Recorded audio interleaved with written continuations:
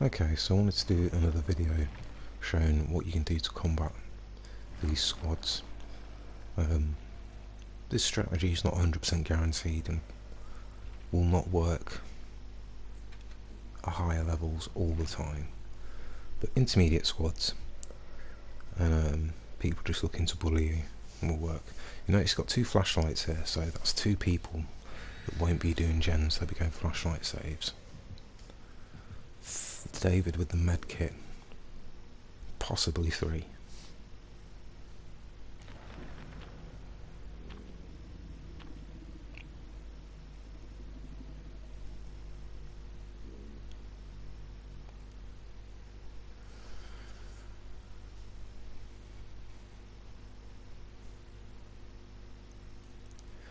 The thing to note about these squads is they're very altruistic. They'll come in for saves, they'll do gens in your face, they'll take a lot of risks, which gives you the opportunity to injure them. Only difference being between the intermediate and the higher level is the higher level, like I say, obviously know the structures, they're very good at looping, and once you lay a lot of pressure on them, they will usually back off and group heal before attempting to come back in. So we've got Cauldron Farm again. A very difficult map due to its size and visibility.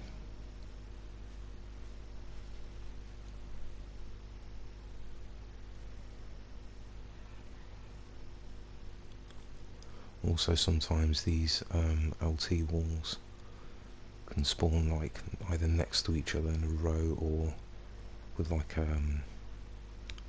pallets either side,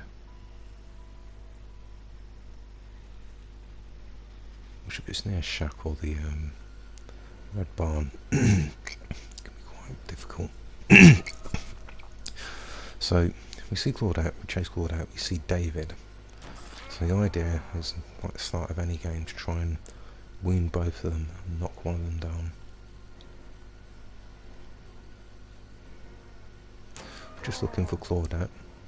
She's in the locker with head on. This is when I start to realise this could be a team.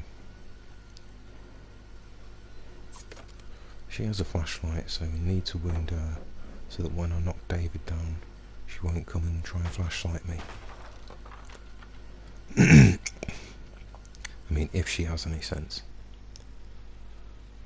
Walk backwards and catch her. Alright, come back and hit her again. Again, little simple mind games like that won't work on high rank survivors. Straight away we have David coming in to try and tap the gen, Felix coming to try and get the flashlight save, and Feng coming to try and pick her up. This is when I realise this is a squad, so I don't pick her up straight away, because I know he'll be nearby looking for a flashlight save. We need to injure him or push him away before we pick her up. And Claudette's in there with the head on again. Oh no, it was David, sorry. Even though he's still injured. Right, this is what I was talking about, so we have two people down. The idea with squads like this is just knock everyone down, because they're not going to let you get hooks. They don't want you to do anything. They don't want you to have any points whatsoever, so best strategy is just to incapacitate everyone, then no one can save anyone else. The only problem being, like I say, with more experienced survivors, is they will run DS Unbreakable, which is the strongest combination for Survivor. If they get hooked, they get a DS, so if you pick them up, you get DS stunned. If you don't pick them up, they use Unbreakable and pick themselves up. The only real way round that is to get enough pressure early so that they use them perks and waste them. And this is what I mean about experience. Those two run in exactly the same direction. I know she's in the locker, which is why I take a wide berth.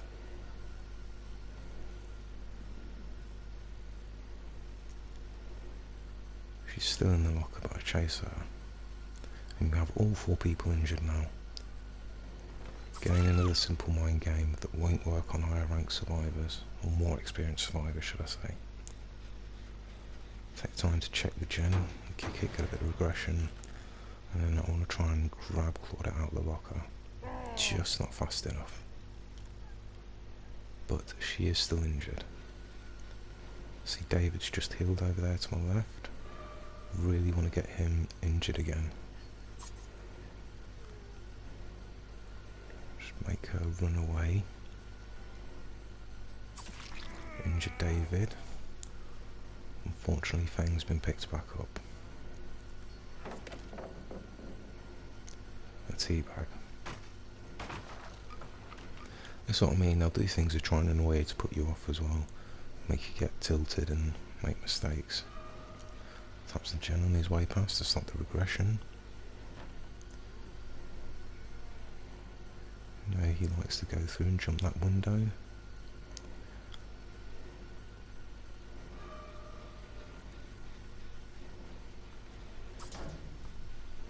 Game auto-aimed into the thing there.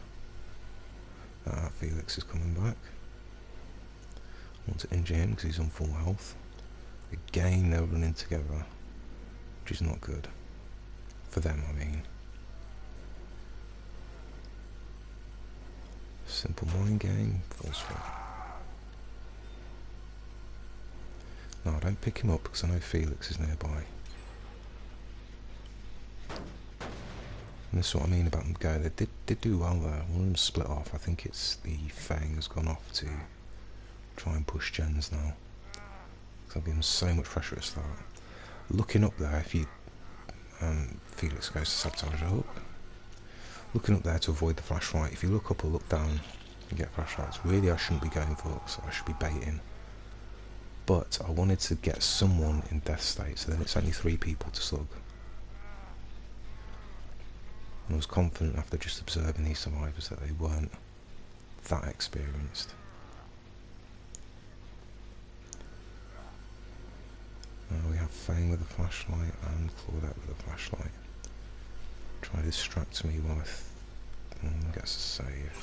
I already had tier 3 built up just for that. This is what I was saying the other day about how I should save tier 3. So if someone comes in to rescue your body by that, you can drop them and get a straight trade. I shouldn't have picked up there. Very lucky to get away with it by looking up. And David as well, who tried some sort of corner juke. You know, just staying out the line of sight. Just trying to get an immediate unhook. Like I say, because of my experience, I know that already, and I knew to just have a look around. I'm not picking him up immediately, because I think Felix or Claudette is near. Plus, if we can get a struggle on there, that's huge. That'd be 2 people on death hook. But really, it's not about the hooks. Like I say, the ideal strategy is to just knock them all down. I went for him there, and for some reason it hit. I don't know why, but we do get him down. Bait the pickup, and there is Fang looking for flashlight save. Pretty sure everyone else scattered, so I'm looking to pick her up, but she has iron will, which means she's completely silent on the ground. I can't hear her at all. I can hear him, so I pick him up. Look up just in case there is someone still nearby with a flashlight.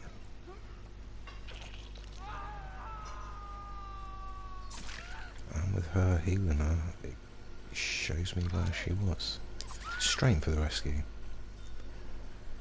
Can't pick her up because he will go for the blind, so I try and push him away. Back, we see David, but David doesn't have a flashlight.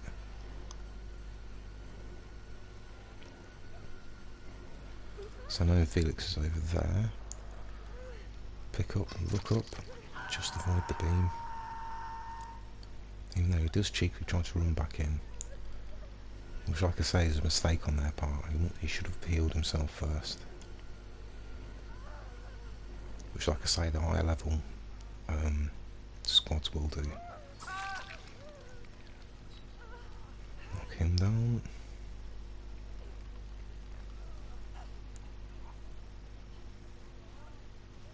Again, all the action's been around this hook, so I've no reason to leave. I do want to check this gen. Since they did complete one gen, they might have started pushing gens, and they have. Fortunately, he didn't take the time to heal before he decided to do that. And whilst that's going on, somebody else comes in for the rescue. I can hear Felix behind me.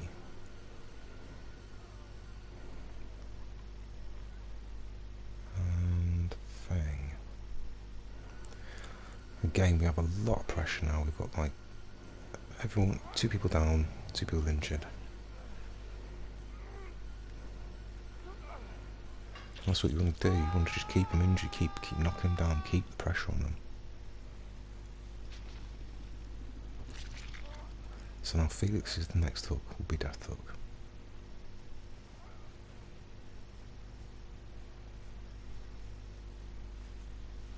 Which, like I say, will make it a lot easier to deal with. Just knocking down the 3 people. And Claude out, knock her down. She's going in for the rescue, thinking I'll pick her up.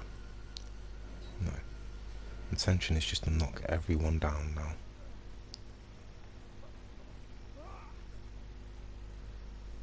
Because otherwise, like I say, more experienced squads, they'll make sure you 3-hook whoever you're going to kill, because they'll just rescue them straight away, even if it means doing it in your face and trading. The higher level squads don't care so much about getting a 4-man out. If they have to, they will sacrifice someone just to get the 3-man out to pressure the gens. Picks her up and knock her straight back down. Like I say, this would have been different if they'd been running Unbreakable.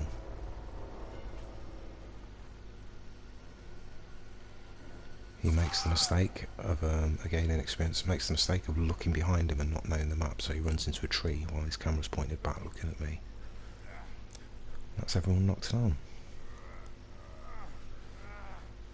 Or slugged as they call it. I mean, if they had Unbreakable, this could be difficult. Or if someone had their DS still up. And don't run DS if you're a survivor. All that happens is just you get tunnelled. You'll stun the survivor, you'll stun the killer, you'll get an extra 15 seconds before the killer catches you up and knocks you down again.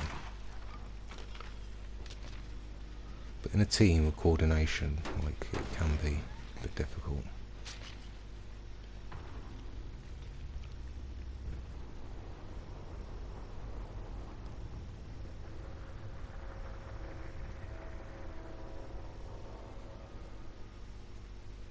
But these, because I was so adamant of just all staying together in one area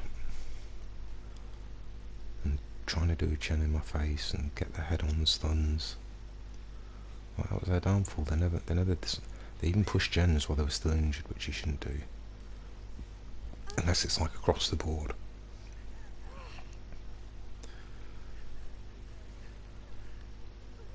And even when they split to do gens, they did that centre gen, and then David decided to tap on the gen that was right next to the gen where everyone was being pressured.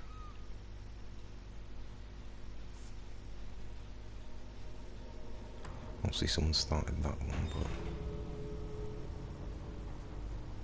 but yeah. Like I say, this will be more difficult against higher level squads, but at least the intermediate squads that you run into, this will give you something to fight back against them with.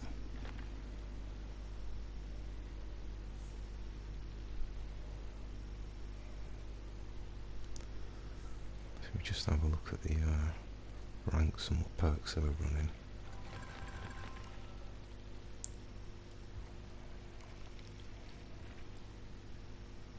So yeah, all 4 of them had D-Strike, 3 of them had head-on, quick and quiet, which allows you to, I think, vault without any noise or leaving scratch marks.